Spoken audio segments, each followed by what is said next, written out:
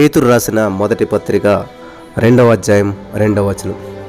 సమస్తమైన దుష్టత్వమును, సమస్తమైన కపటమును, వేషధారణను, అసూయను, సమస్తమైనటువంటి దూషణ మాటలను మాని క్రొత్తగా జన్మించిన శిశువులను పోలిన వారై నిర్మలమైన వాక్యమును పాల వలన రక్షణ విషయంలో ఎదుగు నిమిత్తం ఆ పాలను ఆపేక్షించుడి. స్తోత్రం దేవ సర్వోన్నతుడ సర్వాధికారి. ఈ సమయంలో నీ యొక్క వాక్యాన్ని ధ్యానిస్తూ ఉండగా ప్రతి వారికి వినగల చెవి, గ్రహించగలది అనుగ్రహించమని, విత్తబడిచిన వాక్యం వ్యర్థం కాకుండా ప్రతి హృదయంలో నాటబడి ఫలించి విస్తరించి 30, 60, 100 1000 ప్రభావం అది ఆ పంట విస్తరించాలి. నీ ప్రియ బిడ్డలందరూ సమృద్ధి అయిన పంటను అనుభవించాలని ప్రభావం. అలా చేసినందుకు నీకు వందనాలు, సమకూర్పించినందుకు వందనాలు. యేసు నామములో ప్రార్థించి నమ్మి పొందుకుని నమ్మ పరమ తండ్రి, ఆమేన్. ఈరోజు మనం ధ్యానించుకోబోయేటువంటి అంశం ఏంటంటే అసూయ. అసూయలో ఉండేటువంటి అనర్థకాలు ఎన్నో ఉన్నాయి. కాబట్టి అసూయ అనేటువంటిది ఏం చేస్తున్నాడంటే ఇక్కడ దేవుడు పేతురు ద్వారా చెప్తున్నాడు. పేతురు 1:2 సమస్తమైనటువంటి దుష్టత్వమును, సమస్తమైన కపటమును, వేషధారణ, అసూయను ఏం చేయాలంటే మాని. దేవునికి స్తోత్రం. మానరు అన్నీ మానతాం మనం, కానీ అసూయ మానం.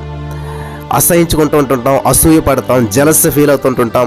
మన దేవుడు కూడా జలస్ గాడ్. ఇక్కడ గమనించాలి, మన దేవుడు కూడా జలస్ గాడ్ అన్నమాట. వింటున్నారా? ఎందుకనంటే ఆయన్నే పూజించాలి, వేరే వాళ్ళని పూజించి ఆయనకు ఒప్పుకోవడం. జలస్ గాడ్ మన దేవుడు. కాబట్టి ఈ రోజున ఒకవేళ మీరు ఏ విషయంలో అసూయ పడుతున్నారో, మీ జీవితంలో కార్యం జరగట్లేదు, అనేక మంది జీవితంలో కార్యాలు జరుగుతున్నాయి. అసూయ పడుతున్నారేమో, మీరు బాధపడుతున్నారేమో, నిరుత్సాహపడుతున్నారేమో. ఇక్కడే చాలా పెద్ద మిస్టేక్ మనం చేస్తూ ఉన్నాం. ఒకవేళ నీ జీవితంలో కార్యం జరగట్లేదంటే నువ్వు చేయవలసిన పని ఏంటో తెలుసా? ఆనందించాలి. ఎదుటివారిని బట్టి ఆనందించాలి. ఎదుటివారి జీవితంలో జరుగుతున్న కార్యాలను బట్టి నువ్వు ఆనందించాలి, సంతోషించాలి. గొప్ప గొప్ప కార్యాలు నువ్వు చూస్తానికి మరి అదొక అవకాశం. కాబట్టి అక్కడ జరిగిన కార్యాన్ని నువ్వు ఆనందించలేనప్పుడు నీ జీవితంలో ఎప్పుడు కూడా గొప్ప కార్యాన్ని నువ్వు చూడలేవు. వింటున్నారా ప్రియులారా? ఎదుటివారి జీవితంలో జరిగిన కార్యాన్ని బట్టి నువ్వు ఆనందించలేనప్పుడు నీ జీవితంలో నువ్వు కార్యాన్ని ఎప్పటికీ అనుభవించలేవు. అది అసూయతో సమానం అన్నమాట. కాబట్టి ఎవరి జీవితంలో ఉన్న కార్యం జరిగి మన జీవితంలో జరగలేదంటే బాధపడకండి, ఎప్పుడు కూడా సంతోషించండి. ఇక్కడ పూర్వం గ్రీకు దేశంలో జరిగేటువంటి ఆ యొక్క ఆటలో, క్రీడా పోటీలో పరుగు పందెం అనేటువంటిది చాలా ప్రధానమైనటువంటిదంట. అందులో ఎవరైతే పరుగుల పందాల్లో మరి పరుగు పెట్టి ఎవరైతే గెలుస్తారో ఆ గెలుపొందినటువంటి క్రీడాకారునికి ఆ ప్రతిమను ఏథెన్స్ నగర ప్రధాన వీధుల్లో ప్రతిష్ఠించేవారంట. ఎవరైతే వ్యక్తి నెగ్గాడో ఆ వ్యక్తి యొక్క ఫోటో మరి ప్రతిష్ఠించేవారంట. పందెంలో ఒక్కసారి ఓడిపోయినటువంటి మరి తనపై గెలిచినటువంటి ప్రత్యర్థి క్రీడాకారుని ప్రతిమను ఏథెన్స్ వీధిలో చూసి అసూయతో రగిలిపోయాడంట. గమనించాలి, నెగ్గినటువంటి వాడు ఫోటో అక్కడ పెడితే ఓడిపోయినటువంటి వాడంట అసూయ పడ్డాడంట. ఆ వీధిలో ఫోటో చూసి నా మీద నెగ్గాడు, ప్రత్యర్థి నా మీద గెలిచాడు అని చెప్పేసేసి ఆ యొక్క ఓడిపోయిన వ్యక్తి చాలా అసూయతో రగిలిపోయాడంట. ఒక అర్ధరాత్రి ఎవ్వరూ చూడనటువంటి సమయంలో ఏం చేశాడంటే వాడు ఏం చేశాడంటే సుత్తి తీసుకుని వెళ్ళి ఆ యొక్క ప్రతిమ అడుగు భాగాన పోటుగా ఉన్నటువంటి ఒక దిమ్మను కదిలించి వదిలి చేసేందుకు ప్రయత్నించసాగాడంట. అలా తన ఆ యొక్క ప్రత్యర్థి అంటే నెగ్గినటువంటి వ్యక్తిని, ఓడిపోయినటువంటి వ్యక్తి ఏం చేయాలంటే ఆ ప్రతిమను కూల్చేయాలని చెప్పి పథకం వేశాడు. ఎలాగైనా సరే పడగొట్టాలి అని చెప్పి ఒక పథకం వేశాడు. అలాగే అతను ఆ ప్రతిమ అడుగు భాగాన్ని అంతా కూడా కదిలిస్తూనే ఉన్నాడు. ఆ కింద ఉన్నటువంటి సపోర్ట్ని తొలగిస్తూ ఉండగా విచిత్రమైన విషయం ఏంటంటే అది చాలా పెద్ద ప్రతిమ కాబట్టి అది దడేళ్ళను కూలి ఏమైందంటే ఆ వ్యక్తి మీదే పడ్డదంట. దాంతో అతను అక్కడికక్కడే మరణించాడంట. కానీ ఆ ప్రతిమ మాత్రం అతని మెత్తని శరీరంపై పడినటువంటి కారణం చేత చెక్కు చెదరకుండా ఉండిపోయిందంట. ఆ ప్రతిమకి ఏ విధమైనటువంటి నష్టం కలగలేదంట. ఎందుకంటే ఈ వ్యక్తి బాడీ మెత్తగా ఉంటుంది కాబట్టి అది రాళ్ళ మీద పడలేదు. ఆ స్టాట్యూ అనేటువంటిది రాళ్ళ మీద పడలేదు. కేవలం ఏంటంటే ఈ వ్యక్తి మీద పడ్డది. ఈ వ్యక్తి చనిపోయాడు, ఆ విగ్రహం కాపాడబడింది, ఆ స్టాట్యూ కాపాడబడింది. గమనించండి నా ప్రియమైనటువంటి వాళ్ళరా, ఓర్వలేనటువంటి తనం వల్ల వసగూరేదేమి ఏంటి? వినాశనమే కదా. కాబట్టి ఈ రోజున చాలామంది అసూయతోటి ఇటువంటి ప్రయత్నాలు చేస్తూ ఉన్నారు. ఈ రోజున అంటే అనేక మంది ఇటువంటి ఆలోచనలు చేస్తూ ఉన్నారు. జాగ్రత్త. నీకు రాలేదా విజయం, ఎదుటివారికి విజయం వచ్చిందా? నీకు రాలేదా సక్సెస్, ఎదుటివారికి సక్సెస్ వచ్చిందా? నీకు రాలేదా జాబ్, ఎదుటివారికి వచ్చిందా? దాన్ని బట్టి సంతోషించు, నీ మనసు కూడా సంతోషంగా ఉంటుంది. అసూయ పడకు. కాబట్టి ఈ రోజున అనేక మందిలో ఇటువంటి అసూయను మనం చూస్తూ ఉన్నాం. నా ప్రియమైనటువంటి సహోదరి స్నేహితులారా, ఆదికాండం 4:5 చూసినట్లయితే కయీనును అతని అర్పణను ఆయన లక్ష్య పెట్టలేదు. కాబట్టి కయీనుకు మిక్కిలి కోపం వచ్చి అతడు తన ముఖము చిన్నబుచ్చుకొనగా. చూసారా, అసూయ మానవుణ్ణి నాశనం చేస్తుంది. కయీను హేబేలుని చంపటానికి ప్రధాన కారణం అసూయ. నాది అంగీకరించలేదా, వాడిది అంగీకరించాడా అంటే అని చెప్పి ద్వేషము, అసూయ పెంచుకున్నాడు. అసూయ మానవుని నాశనం చేసింది. ప్రియులు గమనించాలి, హేబేలు చనిపోయాడు, కానీ హేబేలు పక్షాన్ని దేవుడు ఉన్నాడు. కానీ కయీను జీవితం ఎలాగైపోయింది, దేశదిమ్మర అయిపోయాడు, నాశనం అయిపోయింది జీవితం అంతా కూడా. అసూయ కారణం. 1 సమూయేలు గ్రంథం 31:4 చూసినట్లయితే, సున్నతి లేని వీరు వచ్చి నన్ను పొడిచి అపహాస్యము చేయకుండునట్లు నీ కత్తి దూచి దాని చేత నన్ను పొడువుమని చెప్పి తన ఆయుధములు మోయువానితో చెప్పగా అతడు భయము చేత అలాగూ చేయనొల్లకుండెను గనుక సౌలు తన కత్తి పట్టుకుని దాని మీద పడెను. అసూయ ఆత్మహత్యకు దారితీస్తుంది. ఎందుకని ఇటువంటి పరిస్థితి వచ్చింది సౌలుకి? దావీదు మీద అసూయ పెంచుకున్నాడు. దావీదంటే అసూయ, అసహ్యము, క్రోధము, ద్వేషము. చూసారా, అసూయ ఆత్మహత్యకు దారితీస్తుంది. ప్రియులారా, చాలా జాగ్రత్తగా వినాలి. ఈ రోజున నీ భర్త, నీ భార్య, లేకపోతే నీ అత్తమామలు, నీ ఆడపడుచులు, నీ కొలీగ్స్, నీ చుట్టుపక్కల వాళ్ళంటే అసహ్యం వేస్తూ ఉందా? అసహ్యంగా అనిపిస్తూ ఉన్నదా? జాగ్రత్త. ఆ అసూయ వాళ్ళకి ఏమన్నా చేస్తుందో చేయదో కాదు, కానీ ఆ అసూయ నిన్ను నాశనం చేస్తుంది. ఆ అసూయ ఆత్మహత్యకు దారితీస్తుంది. వింటున్నారా ఎంత ప్రమాదకరమైనటువంటిదో? లూకా సువార్త 9:43 మనం చదివినట్లయితే అక్కడ అందరూ దేవుని మహాత్మ్యమును చూసి ఆశ్చర్యపడ్డారంట. అక్కడ మీరు గమనించాలి. లూకా 9:42 చదువుదాం. వాడు వచ్చుచుండగా ఆ దెయ్యం వాడిని పడద్రోసి విలవిలలాడించెను.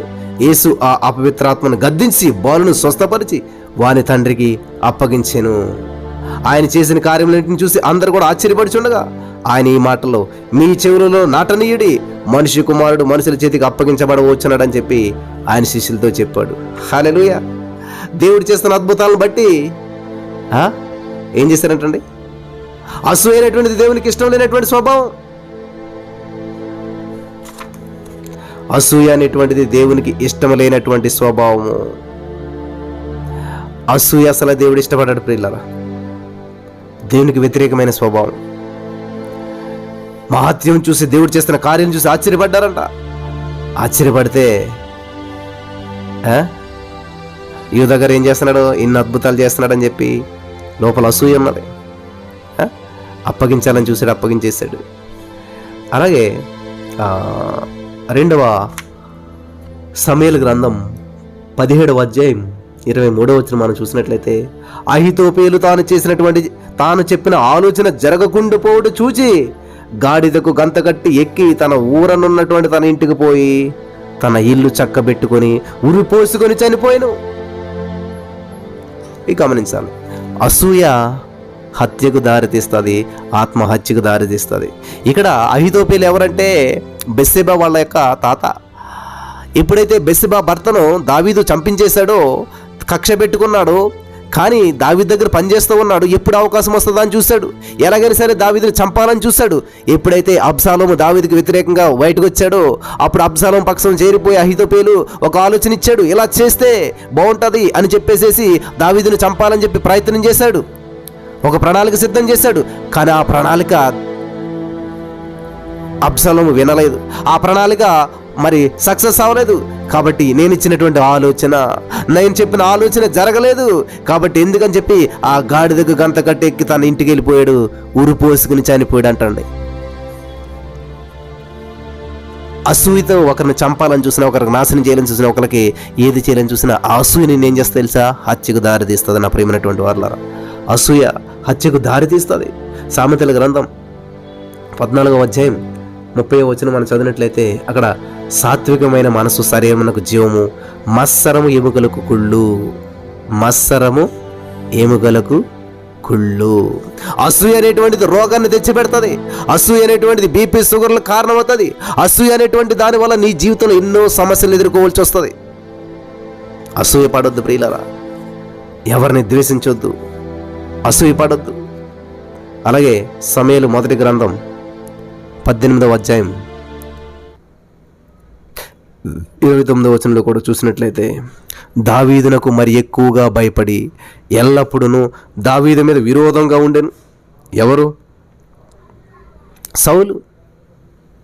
28వ వచనం చూద్దాం. యెహోవా దావీదునకు తోడుగా ఉండుట, తన కుమార్తె అయిన మీకాలు అతను ప్రేమించుటయు సౌలు చూసి దావీదునకు మరి ఎక్కువగా భయపడి ఎల్లప్పుడూ దావీదు మీద విరోధముగా ఉండెను. అసూయ భయాన్ని తెచ్చిపెడుతుంది.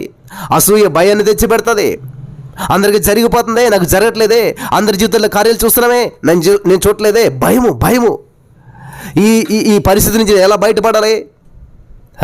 నాకంటే వెనక వచ్చిన వారు బాప్తిస్మాలు పొందారు, నాకంటే వెనక వచ్చిన వాళ్ళు అద్భుతాలు పొందారు, నాకంటే వెనక వచ్చిన వాళ్ళు సాక్ష్యాలు పొందుతున్నారు. అందరి జీవితాల్లో కార్యాలు జరుగుతున్నాయే, నా జీవితంలో కార్యం జరగట్లేదే అంటే అసూయ పడుతున్నాను. మరి ఏం చేయాలి బ్రదర్? నా జీవితంలో కార్యం జరగట్లేనప్పుడు నేను చేయాలి? బాధపడకపోతే నో. వాళ్ళ జీవితంలో కార్యం జరిగింది కాబట్టి నిన్ను వలె నీ పొరుగు వారిని నువ్వు ప్రేమించినట్లయితే ఖచ్చితంగా వాళ్ళలో జరిగిన అద్భుతాన్ని నీలో జరిగిన అద్భుతంగా భావించి నువ్వు కూడా ఇప్పుడు నీ కొడుకు జాబ్ వస్తే నువ్వు సంతోషించవా? మరి అలాగే ఇతరులకు జాబ్ వచ్చినప్పుడు నువ్వు సంతోషించు. హల్లెలూయా. మీ యొక్క సంతోషం పరిపూర్ణమవుతుంది.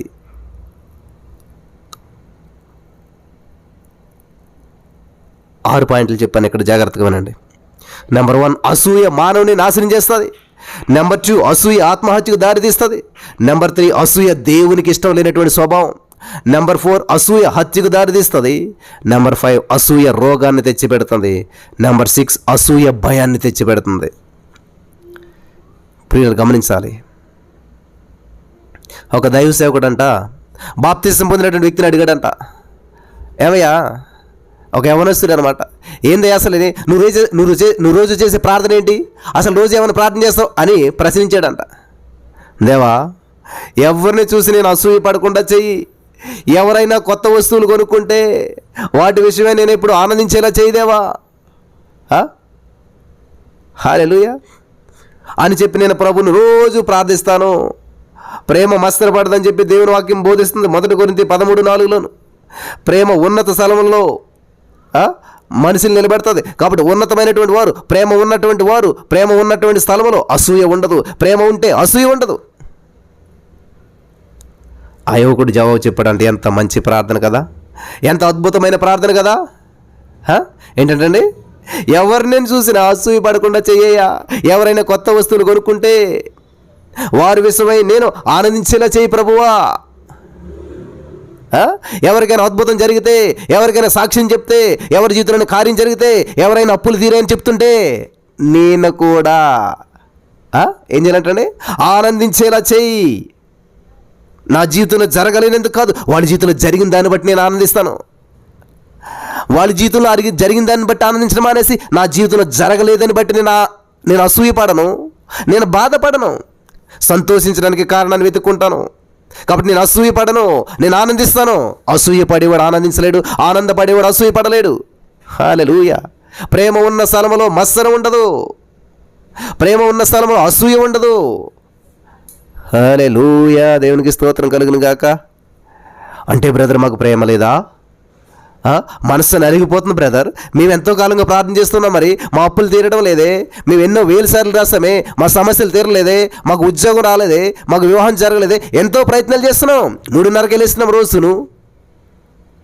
ప్రియులారా, మీ ఫోకస్ అంతా అద్భుతాన్ని వెంబడిస్తున్నారా? మీ ఫోకస్ అంతా సమస్యను వెంబడిస్తూ ఉన్నారా? దేవుని మీద లేదు మీకు ఫోకస్. దేవుని వైపు చూడటం లేదు, దేవుని మీద మనసును కేంద్రీకరిస్తలేదు. దేవుడు చెప్తున్నాడు, మొదట ఆయన రాజ్యమును నీతిని వెతకండి, అప్పుడు మీకు అన్నీ అనుగ్రహించబడతాయి. కాబట్టి నీ దృష్టి ఉండవలసింది ఆయన రాజ్యం వైపు, ఆయన నీతి వైపు. అంతేగాని నేను సమస్యని చూస్తూ ఉన్నాను, నీ సమస్య వైపే ఫోకస్ చేస్తూ ఉన్నావు. అందుకని ఎదుటివారి జీవితంలో కార్యం జరిగితే అసూయ, ఎదుటివారి జీవితంలో అద్భుతం జరిగితే అసూయ.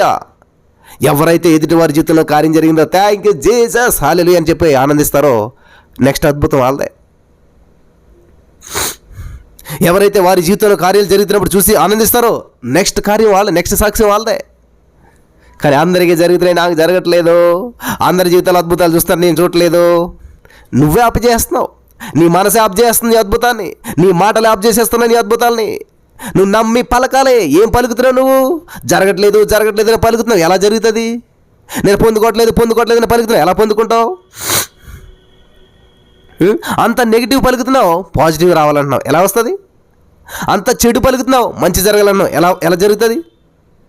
రాంగ్ రూట్లో వెళ్ళే బస్సు ఎక్కుతున్నావు కానీ గమనించారంటున్నావు, ఎలా చేరతావు? ఇది మన మైండ్ సెట్ మార్చుకోవాలి. ఆ యవ్వనస్తుడు చూసారా ఏమన్నాడండి?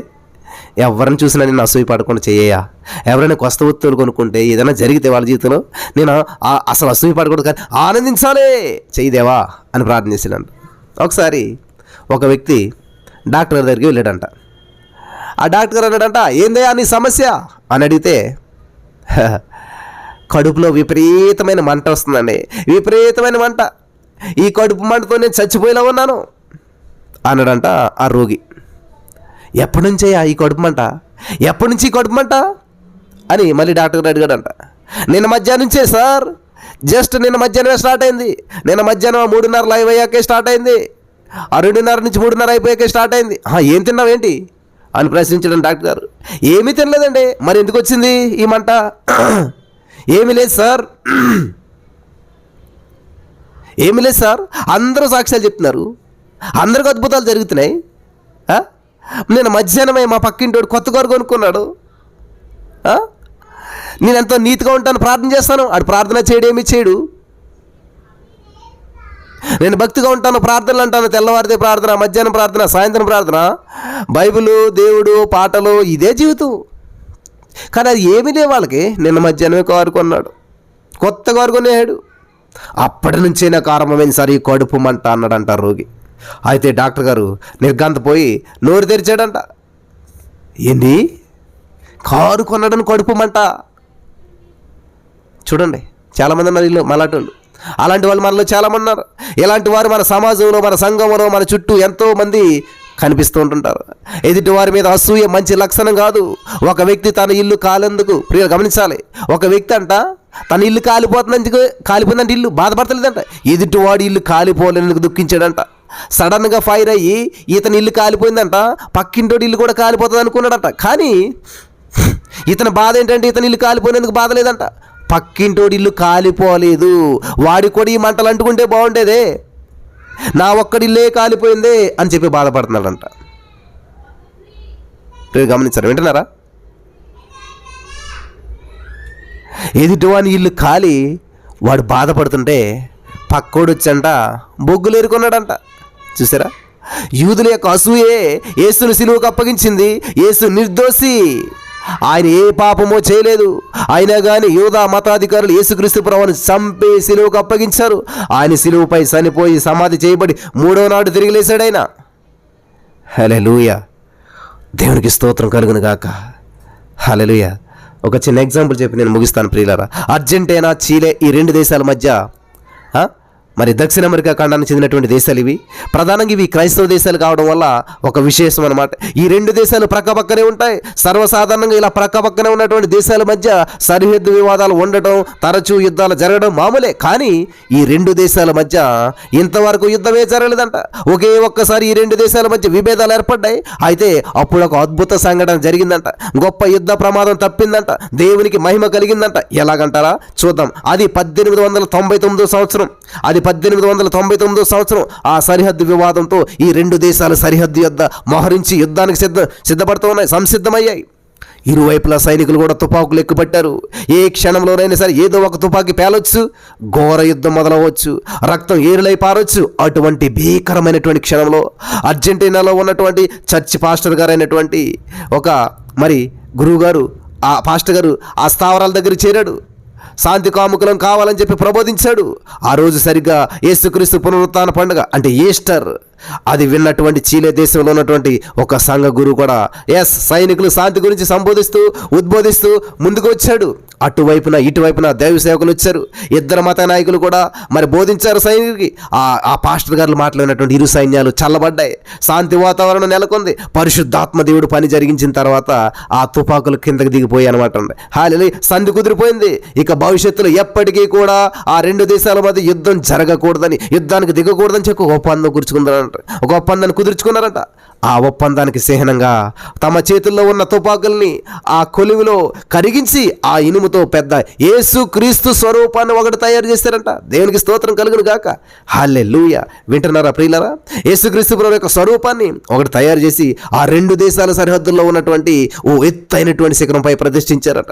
ఆ ప్రతిమ క్రింద మీకు శాంతి కలుగును గాక, ఆమేన్, మీకు శాంతి కలుగును గాక అని చెప్పి రాశారంట. ఈ సంఘటన జరిగి నేటికి 100 సంవత్సరాలు శాంతి చిహ్నమైనటువంటి ఆ ఒప్పందపు ప్రతిమ నేటికి ఆ కొండపైనే ఉన్నది. హల్లెలూయా. అసూయను విడిచిపెడదాం, శాంతి కలిగి ఉందాం, సమాధానం కలిగి ఉందాం. 100 సంవత్సరాలైనా కూడా మరలా ఎప్పుడు వాళ్ళలో యుద్ధం లేదంట. ఆ శాంతి చిహ్నం అని యేసుక్రీస్తు ప్రభు వారిని అక్కడ ప్రతిష్ఠించారంట. దేవునికి స్తోత్రం కలుగును గాక. హల్లెలూయా. బలపరచబడ్డారా? ఆశ్రయించబడ్డారా? ఈ మాటల ద్వారా దీవించబడ్డారా? దేవునికి స్తోత్రం కలుగును గాక. దేవుడు మిమ్మల్ని బలపరచును గాక. ఆమేన్.